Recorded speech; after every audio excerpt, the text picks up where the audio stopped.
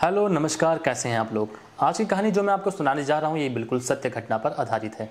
और ये कहानी उत्तर प्रदेश के गोंडा ज़िले के एक छोटे से गांव की है। तो इस गांव का नाम है तिवारीपुरवा। इस गांव में एक दादाजी रहा करते थे और ये कहानी आज से करीब 70 से 80 साल पहले की बात है। और इस कहानी को मेरे एक रिलेटिव जो कि उसी गाँव में रहते हैं, जिनका नाम दिनेश है, उन्होंने मुझे बताया था। और मैंने जब और लोगों से पूछा तो उन्होंने भी इस कहानी के बारे में बताया कि हाँ, ये बिल्कुल सच्ची कहानी है और इस गांव के छोटे छोटे बच्चे को इस कहानी के बारे में पता है। तो आप कभी भी अगर आपको लगे कि ये कहानी झूठी है तो आप कभी भी जाकर इस गांव में पूछ सकते हैं कि भाई ये कहानी सच्ची है कि नहीं। मैं आपको एग्जैक्ट पूरा बता दूंगा इस गाँव का लोकेशन क्या है और ये गाँव कहाँ पर है। तो शुरू करते हैं ये कहानी। चेयर का साउंड आ रहा होगा, सॉरी। तो ये कहानी शुरू होती है आज से करीब 70 से 80 साल पहले। और उस वक्त गाँव का माहौल बहुत ही ना लाइट हुआ करती थी, ना ही इतनी अच्छी सड़कें थी, ना ही इतने साधन थे कि रोज़मर्रा की ज़िंदगी में उनको अच्छी से इस्तेमाल किया जा सके और अच्छे से जिया जा सके। हाँ, उस वक्त लोग बहुत मेहनती हुआ करते थे, निडर हुआ करते थे। और उस वक्त गांव के लोग पशुपालन गाय भैंस बैल आदि को पालना बहुत पसंद करते थे और उनको परिवार की तरह ही रखते थे। तो ये कहानी एक दादाजी की है जिनका नाम रामकिशन था। वो दादाजी वैसे तो बहुत ही बहादुर, बहुत ही अच्छे और बहुत ही स्वस्थ इंसान थे। गांव के सभी लोग उनसे बहुत ही प्यार से और अच्छे से बात किया करते थे। और वो काफ़ी बुजुर्ग थे और उनको ज़िंदगी का काफ़ी अच्छा तजुर्बा भी था। उन दादाजी के पास 2 बैल थे। दोनों बैल बहुत ही अच्छे, बहुत ही सुंदर और बहुत ही अच्छी जाति के थे। वो नानपारा या कहीं से वो खरीद के लेकर आए थे। तो वो बैल बहुत ही उनको प्यार करते थे, दादाजी को भी बहुत प्यार करते थे और दादाजी उन बैलों को भी बहुत प्यार करते थे। तो उनकी देखभाल करना, पूरे दिन का खाना वाना खिलाना, इन सब में दादाजी लगे रहते थे। मैं आपको इस गांव का पहले लोकेशन बताता हूँ। ये गांव जो है ये सरयू नदी के किनारे बसा हुआ है। वही सरयू नदी नेपाल से होते हुए आती है और घाघरा भी बोलते हैं इसको। तो घाघरा जो है मेन रिवर है, घाघरा से आकर फिर ये सरयू जो है अयोध्या को कट के आ जाती है। और इसी का सरयू का ही एक छोटा सा नदी का पार्ट है। तो ये गाँव जो है ये इस नदी के जस्ट किनारे पर ही बसा हुआ है। अक्सर जब नेपाल में तेज़ बारिश होती है या वहाँ से पानी छोड़ा जाता है तो ये पूरा इलाका जो है वो बाढ़ से प्रभावित होता है। बाढ़ का पानी इस पूरे गांव में आ जाता है। अब कहानी की शुरुआत होती है, ये उसी वक्त की बात है जब बरसात का टाइम था, यही जून जुलाई का मौसम चल रहा था। अच्छा, कभी ऐसा होता है कि ज़्यादा बारिश होती है तो बाढ़ आती है, अगर नहीं होती है तो बाढ़ नहीं आती है। तो फसल जो है वो नदी के उस पार भी अच्छी खासी हो जाती थी, क्योंकि बाढ़ से जो मिट्टी बहकर आती है वो बहुत ही उपजाऊ होती थी। तो लोग चाहे बाढ़ आए या ना आए खेती ज़रूर करते थे। और उस टाइम पे खेती ही एक साधन था। रोज़मर्रा की ज़िंदगी में खाने पीने की ज़रूरतें कहाँ से पूरी होती, खेती करके ही लोग अपना गुजर बसर किया करते थे। ना उस वक्त इतनी अच्छी नौकरियाँ थी और ना ही कुछ साधन थे। तो फिर जुलाई का मौसम था, दादाजी भी अपने खेतों की जुताई करने के लिए नदी के उस पार गए हुए थे। काफ़ी लोग गए हुए थे। अचानक से मौसम बदल जाता है। तो सुबह सुबह जब गए तो हल्की हल्की धूप निकल आई थी और मौसम बिल्कुल साफ़ और अच्छा था। पर जब ये लोग खेत की जुताई कर रहे थे, अगल बगल सभी लोग जोत रहे थे, उसमें ये रामकिशन दादाजी भी थे। अपने खेतों में अपने दोनों बैलों से खेत की जुताई कर रहे थे। तो खेत की जुताई करते वक्त अचानक से मौसम बदल गया। अब एकाएक तेज़ बारिश होने लगी, मूसलाधार बारिश जिसे कहते हैं वो होने लगी। अब सभी लोग अब बारिश में क्या करते, कुछ लोग तो जब देखा कि बारिश होने वाली है तभी अपने बैलों को लेकर चले गए। तो रामकिशन दादाजी जो थे वो इंतज़ार करते हैं कि चलो, उनको तो धान लगाना था, मक्का वगैरह बोना नहीं था कि बारिश आएगी तो मेरे खेत की जुताई नहीं कर पाऊँगा। तो वो रुके रहे। वहीं पर एक पेड़ था, उसी पेड़ के नीचे जाकर वो अपने दोनों बैलों के साथ रुक गए और बारिश का रुकने का इंतज़ार करने लग गए। तो बारिश जो है वो रुकने का नाम नहीं ले रही थी। अब जब बारिश ज़्यादा तेज़ होने लगी तो दादाजी ने बोला कि लगता है अब घर जाना ही पड़ेगा, क्योंकि बारिश तो रुक ही नहीं रही है। तो उन्होंने क्या करा, अपने दोनों बैलों को लेकर नदी के रास्ते जो है नदी को क्रॉस करके गांव में आना था, तो निकल पड़े। तो दादाजी जब नदी के किनारे पहुंचे तब उन्होंने देखा कि उनके गांव का एक आदमी जिसका नाम हरी था वो नदी क्रॉस करके और खेतों की तरफ कहीं जा रहा है। तो दादाजी ने उससे पूछा कि यार, इतना बारिश हो रही है और तुम इस वक्त कहाँ जा रहे हो। तो हरी उनको देखता है और जस्ट एक स्माइल करता है। और वो स्माइल इतनी अजीब थी, इतनी वियर्ड थी कि दादाजी सोचते हैं कि हरी ने इससे पहले मेरी बातों का हंस के जवाब दिया है, मगर ऐसे वो तरीका बहुत ही अजीब था। तो दादाजी खैर उसको नज़रअंदाज करते हैं और अपना बैलों को लेकर जब वो नदी में घुसते हैं तो देखते हैं कि नदी का जो पानी था ना वो धीरे धीरे तेज़ होने लगा था, क्योंकि शायद पानी का बहाव जो था बारिश के कारण तेज़ हो गया था। अब वो जब धीरे धीरे नदी में थोड़ा और अंदर जाते हैं तो उनके ना पैर उखड़ने से लगते हैं और जो बैल थे ना वो चौंकने से लगते हैं। ऐसा लगता है कि उन्होंने कुछ अजीब चीज़ देख ली हो, तो वो पानी में बहुत ही उछल कूद मचाने लगते हैं। अब आपको शायद पता होगा कि जानवर जो होते हैं इन सब कुछ को ये सब चीज़ बहुत जल्दी महसूस हो जाती है, या शायद वो देख भी लेते हों। उनका अपना एक अलग सेंस होता है जानवरों का, और वो बहुत तेज़ होता है, तो वो इन सब चीज़ों को अच्छे से महसूस कर सकते हैं। तो जो बैल थे दोनों उछल कूद मचाने लगे, लेकिन अब उन्होंने दादाजी ने किसी तरह बैलों को काबू में किया और किसी तरह नदी क्रॉस करके अपने गांव की तरफ आ गए। अब जब वो गांव की तरफ आ गए तब उन्होंने देखा कि पेड़ के नीचे जो चौपाल था जहाँ सभी लोग मिलकर बैठते थे, ताश वगैरह खेलते थे, वहाँ पर काफ़ी लोग खड़े हुए थे। तो दादाजी ने उनसे पूछा कि यार इतना तेज़ बारिश हो रही है और मैंने अभी हरी को नदी के दूसरी तरफ जाते हुए देखा है, इतनी बारिश में वो पता नहीं कहाँ जा रहा है। और मैंने उसको बोला कि कहाँ जा रहे हो, तो बड़ा अजीब सा उसने मेरे को रिस्पॉन्स दिया। तो वहाँ जो लोग खड़े हुए थे वो दादाजी की बात सुनकर काफ़ी हैरान होते हैं और वो दादाजी को बोलते हैं कि दादाजी अभी तो हमारे साथ हरी खड़ा हुआ था और वो तो अपने घर की तरफ गया है, जस्ट अभी आपके आने से बस 1 मिनट पहले ही गया होगा।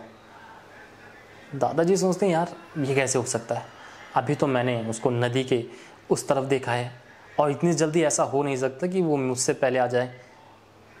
तो दादाजी क्या करते हैं कि उन लोगों को बोलते हैं नहीं, मैं इस पर विश्वास नहीं कर सकता। तो सभी लोग क्या करते हैं कि दादाजी के साथ मिलकर हरी के घर जाते हैं। बस बगल में ही, चौपाल के बगल में ही हरी का घर था। अब जब वो लोग हरी के घर पहुंचते हैं तो हरी उस वक्त खाना खा रहा होता है। अब जैसे ही हरी इन सबको देखता है तो बहुत हैरान होता है कि क्या बात हो गई ये सब मेरे घर पे। तो बाहर आकर देखता है तो दादाजी से पूछते हैं कि यार मैंने तुम्हें अभी नदी के दूसरी तरफ देखा, तुम तो दूसरी तरफ जा रहे थे और मैंने तुम्हें बोला भी तो तुमने मुझे कुछ। तो दादाजी की बात सुनकर हरी बहुत ही हक्का बक्का रह जाता है, क्योंकि वो तो नदी के उस पार गया ही नहीं। वो दादाजी को बोलता है दादाजी मैं तो इन लोगों के साथ खड़ा हुआ था और जस्ट अभी खाना खाने आया हूँ, आपने शायद किसी और को देखा होगा या आपको कोई वहम हुआ होगा, मैं तो गया ही नहीं, तो मैं कैसे बता सकता हूँ कि आपने मुझे देखा और मैंने आपको रिस्पॉन्स नहीं किया।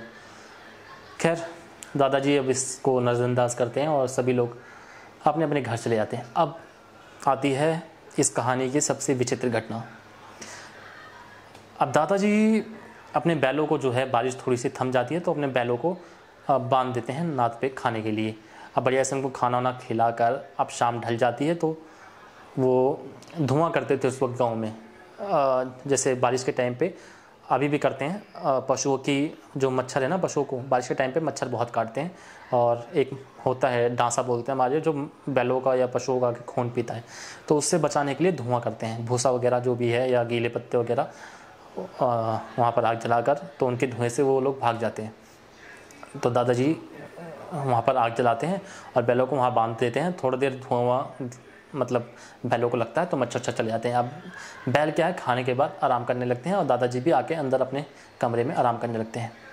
अब दादाजी का जो रूम था जहाँ दादाजी सोते थे, वहाँ से आराम से बैलों पर नज़र रखी जा सकती थी। तो दादाजी जब आराम कर रहे थे तो दादाजी देखते हैं कि अचानक से ना उनके बैलों के पास उनको एक अजीब सी आकृति दिखाई देती है, जैसे कोई सफ़ेद कपड़ों में कोई महिला जैसे औरत खड़ी हो, ऐसा कुछ दिखता है उनको। तो दादाजी सोचते हैं यार ऐसा कैसे हो सकता है। अब वो अंधेरे में दिखता है, अब वो आकृति जो थी वो अंधेरे में थी तो इतना साफ दिखा नहीं दादाजी को। तो दादाजी उठते हैं और अपनी टॉर्च लेते हैं और जहाँ बैल बंधे हुए थे उसके पास जाते हैं। अब जब वो पास जाकर देखते हैं तो वहाँ पर तो कोई दिखता ही नहीं है और बैल भी जो थे वो काफ़ी चौंक गए थे और इधर उधर देख रहे थे, कान खड़े थे बैलों के, और उनको देखकर दादाजी को तेज तेज से बैल चिल्ला रहे थे। तो दादाजी सोचते हैं यार देखो ऐसा तो हो नहीं सकता, ज़रूर बैलों ने भी कुछ देखा है तब ये ऐसे चौंके हुए हैं। अब दादाजी को उस रात तो नींद ही नहीं आती। उनके साथ अब 2 घटनाएं ऐसी हो चुकी थी जिसे अब किसी को बता भी नहीं सकते, किसी को बता भी रहे थे तो कोई यकीन नहीं कर रहा था। अब दादाजी खैर रात भर बैलों के पास ही रहते हैं। बैल भी शाम तो जाते हैं और आराम से बैठ जाते हैं। दादाजी भी वहीं पर खाट या कुर्सी लगाकर बैलों के पास ही बैठे रहते हैं। होती है सुबह, सुबह का मौसम फिर से अच्छा था, लेकिन नदी का जो पानी का बहाव था वो अब धीरे धीरे तेज हो गया था। अब मतलब बाढ़ नहीं आई थी, मगर नदी का पानी बारिश के कारण तेज हो गया था। इतना तेज था कि उसमें तैर कर जाया जा सकता था उस पार, या फिर नाव के सहारे उस पार जाया जा सकता था। लेकिन पहले के लोग जो थे वो अच्छे खासे तैराक हुआ करते थे, और ख़ासकर बाढ़ वाले इलाकों के लोग। आज भी आप देखोगे तो बाढ़ वाले इलाके के लोग जो हैं वो काफ़ी तैराक होते हैं, और वो तो खैर काफ़ी सालों के पहले की बात है। तो उस वक्त तो काफ़ी लोग अच्छे तैराक हुआ करते थे, और पशु लोग तो वैसे भी अच्छा खासा तैर ही लेते हैं। तो दादाजी जब अपने बैल को लेकर जा रहे थे तो इस वक्त उनका बेटा रामकिशन दादाजी का जो बेटा था, बड़ा बेटा, उसका नाम था राम अवतार, वो भी उनके साथ था। अब वो नदी के उस पार बैलों को लेकर जा रहा था। तो पहले उसने बैल को तैरा दिया, बैल उस पार पहुंच गए, उसके बाद ये खुद तैरकर उस पार पहुंच गया, और दादाजी भी अपना हल वल लेकर उस पार किसी तरह पहुंच गए। अब खेत की जुताई फिर शुरू होती है। अब इस वक्त बैल से जुताई जो है वो दादाजी को जो बेटा था वो कर रहा था, और दादाजी जो घास है ना वो खुरपी से घास वास निकाल रहे थे। अचानक से दादाजी को ऐसा महसूस होता है कि बहुत तेज सड़न वाली गंध आ रही है। दादाजी अपने बेटे को बताते हैं कि यार मुझे ना यहाँ पर बड़ा अजीब सा लग रहा है और बहुत बदबू आ रही है। राम अवतार कहता है कि बदबू तो मुझे भी आ रही है, मगर ये लगता है कोई जानवर वानवर मर गया है, उसी की बदबू होगी। अब खेत का जुताई धीरे धीरे पूरा कंप्लीट हो जाता है, तो राम अवतार बैलों को लेकर वापस अपने गांव आ जाता है, और ये सब मतलब दिन में काम हो जाता है खेत की जुताई का। अब राम अवतार आ गया अपने गांव में। अब दादाजी वहीं रुकते हैं और अपने खेत में जो घास वास था मेड़ के किनारे किनारे वो साफ़ कर रहे थे। अचानक से दादाजी को ना वही गंध दोबारा आती है, और उसका बहुत तेज आती है, मतलब बर्दाश्त के बाहर। अब दादाजी सोचते हैं कि यार क्या है, खेत के आसपास ऐसा कुछ दिख भी नहीं रहा है। तो दादाजी आसपास घूम के ना देखने लगते हैं कि आखिर ऐसी क्या चीज़ है जिसकी बदबू इतनी तेज आ रही है। काफ़ी देर ढूंढने के बाद दादाजी को कुछ नहीं मिलता है। हम दादाजी खैर अपना काम ख़त्म करते हैं और फिर चल देते हैं अपना। अब जब दादाजी गांव की तरफ जा रहे थे तब वो देखते हैं कि शाम हो चुकी थी और हल्का हल्का अंधेरा होने लगा था। मतलब इतना अंधेरा कि किसी की परछाई या किसी आदमी को पहचानना दूर से नामुमकिन था। एकदम पास आ जाए तो हाँ वो आदमी दिख सकता था, इतना अंधेरा था, ज़्यादा अंधेरा भी नहीं था। अब पानी का बहाव तेज़ था, नदी का पानी का बहने की आवाज़ एक तो वैसे ही इतनी डरावनी थी। अब दादाजी खैर निडर थे तो वो पानी में घुसते हैं और धीरे धीरे आगे बढ़ते हैं। पानी पहले घुटने तक था, फिर धीरे धीरे जांग तक, अब धीरे धीरे दादाजी के छाती तक पानी था। अब दादाजी यहाँ से तैरना शुरू करते हैं।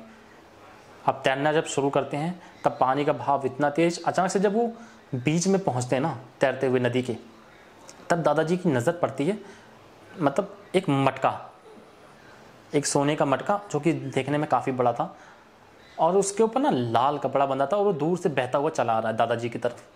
अब दादाजी उस मटके को देखते हैं, उसके बाद वो सोचते हैं यार शायद किसी का पानी वानी भरते वक्त या किसी का बारिश का टाइम है किसी का छूट गया होगा या आगे कहीं बाढ़ बाढ़ आई होगी तो ये बहकर इसमें आ गया। अब दादाजी सोचते हैं कि उसको पकड़े, मटके को देखें इसमें क्या है। दादाजी मटके को पकड़ते हैं, लेकिन जब तक वो मटके को पकड़ते हैं इतना तेज़ पानी का बहाव होता है कि दादाजी बहाव के साथ बहने लगते हैं। अब वो किसी तरह मटके को पकड़ तो लेते हैं, अब उसके ऊपर जो लाल कपड़ा बना था दादाजी उसको हटाने की कोशिश करते हैं। अचानक से उस कपड़े के साथ साथ जब वो कपड़े हटाने की कोशिश कर रहे थे दादाजी, दूसरी तरफ से पानी के अंदर से एक हाथ निकलता है, एक सड़ा हुआ हाथ, एक सड़ा हुआ इंसान का। मतलब बता भी नहीं सकता कि उस वक्त दादाजी का क्या हाल था। वो उस मटके को दूसरी तरफ से पकड़ लेता है। एक तरफ से दादाजी ने मटका पकड़ रखा था दोनों हाथों से, एक तरफ से वो सड़ा हुआ हाथ पकड़ लेता है। अब दिमाग में बहुत कुछ चल रहा था दादाजी के, लेकिन फिर भी वो अपने दिल को शांत करने के लिए सोचते हैं कोई लाश वाश होगी तो बहकर आ गई होगी, हाथ वाथ निकल आया होगा ऐसे भी। अब अचानक से वो धीरे धीरे वो इंसान पानी से बाहर आने लगा। अब दादाजी को थोड़ा डर लग रहा है। अब वो बाहर निकलता है और वो बोलता है कि ये जो है ये घड़ा पूरा सोने से भरा हुआ है, और अगर तुम्हें ये चाहिए तो तुम्हें दो चीज़ें, मेरी दो शर्तें माननी पड़ेंगी। अब दादाजी को डर तो बहुत लग रहा था, लेकिन वो डरते डरते उससे पूछते हैं चलो क्या है वो दो चीज़ें बताओ ज़रा। आप इस दोनों की बात हो रही है लेकिन पानी में दोनों बहते जा रहे हैं। अब वो पिशाच या जो भी था वो माया वो दादाजी से बोलती है कि इस सोने को पाने के लिए तुम्हें 2 चीज़ों की बलि देनी पड़ेगी। एक अपना जो तुम्हारा दाहिना बैल है, दाहिना जो बैल है उसकी बलि देनी पड़ेगी, और दूसरी या तो अपने बड़े बेटे की बलि। अब दादाजी ये सब सुनते हैं, दादाजी को बहुत गुस्सा आता है, लेकिन वो पानी में थे और वो शक्ति ऐसी थी वो कुछ कर नहीं सकते। तो दादाजी उसे कहते हैं गुस्से में, तू अपना सोना अपने पास ही रख, ना मुझे अपने बैल की बलि देनी है और ना ही अपने बड़े बेटे की, ये दोनों मुझे मेरी जान से भी ज़्यादा प्यारे हैं। अब वो प्रेत आत्मा या जो भी माया थी वो उनको बहुत डराती है, बहुत भयानक रूप लेती है, इनको डुबोने लगती है पानी के अंदर, बहते हुए पानी में। अब दादाजी जो है वो सोच लेते हैं कि आज तो भाई मेरा ज़िंदगी का आखिरी दिन है और आज तो मैं मर ही जाऊँगा, लेकिन अपने बैलों को और अपने बड़े बेटे को कुछ होने नहीं दूंगा। अब वो बहते बहते काफ़ी किलोमीटर दूर, आपस में दोनों की झड़प हो रही है, काफ़ी किलोमीटर दूर चले जाते हैं बहते हुए इस पानी में। अब धीरे धीरे दादाजी थक जाते हैं और वो धीरे धीरे पानी के अंदर बेहोश हो जाते हैं। जब दादाजी की आँख खुलती है तब वो अपने गांव से करीब 60 से 65 किलोमीटर दूर आकर मिलते हैं, और वहाँ पर उनको एक नदी के पास एक मछुआरा जो होता है वो इनकी मदद करता है और इनको पानी से बाहर निकालता है। अब वो जब वहाँ पर उस मछुआरे को सारी बात बताते हैं तो वो मछुआरा इनके गांव तक किस तरह इनको पहुँचा देता है। अब गांव के लोगों से जब दादाजी ये सब चीज़ें बताते हैं तब गांव के लोग ज़्यादा विश्वास नहीं करते हैं, लेकिन दादाजी से भी पुराने एक व्यक्ति थे जो बताते हैं दादाजी को कि ये माया थी, और ये अपने बचपन के दौर में थे तब उन्होंने भी ये कहानी सुनी थी कि इस नदी में ऐसी माया है कि ऐसे ही निकलता है सोने का घड़ा और ऐसे ही लोगों से बलि मांगता है, और जो भी उनकी इस बलि को पूरा नहीं करते या उसकी बात से इनकार करते हैं तो वो उनके ऊपर हावी हो जाता है और उनको पानी में डुबोने लगता है। जब गांव वाले इस बात को सुनते हैं तो गांव के अंदर एक अजीब सा माहौल, डर का माहौल सा पैदा हो जाता है। अब गांव के लोग कभी भी जब पानी में उस नदी को क्रॉस करते थे तो अपने साथ कुछ हथियार, भाला वगैरह, या 2-4 के झुंड में या नाव से कभी भी जा रहे हैं तो कई लोग जब इकट्ठा होते थे तभी उस नदी को क्रॉस करते थे। अकेले मतलब काफ़ी दिनों तक कोई भी अकेले उस नदी को क्रॉस नहीं करता था, खासकर जब बारिश का टाइम हो और बाढ़ का टाइम हो तो इस नदी को लोगों ने अकेले पार करना बंद कर दिया था। वैसे इस कहानी को सुनकर आपको क्या लगता है कि ऐसा हो सकता है, या आपने भी कभी कुछ ऐसी चीज़ें सुनी हो तो हमें कमेंट करके ज़रूर बताइएगा। अगली कहानी भी हम आपको गांव की ही बताएंगे जो कि बिल्कुल सत्य है और एकदम रियल कहानी है, जो जिनके ऊपर बीती उन्होंने सुनाई है, और जिन्होंने अपने फैमिली के बारे में सुना या उनके फैमिली के साथ हुआ उन्होंने बताई है। तो अगली कहानी हम इसके बारे में बताएंगे। तो आज की कहानी यहीं समाप्त करते हैं।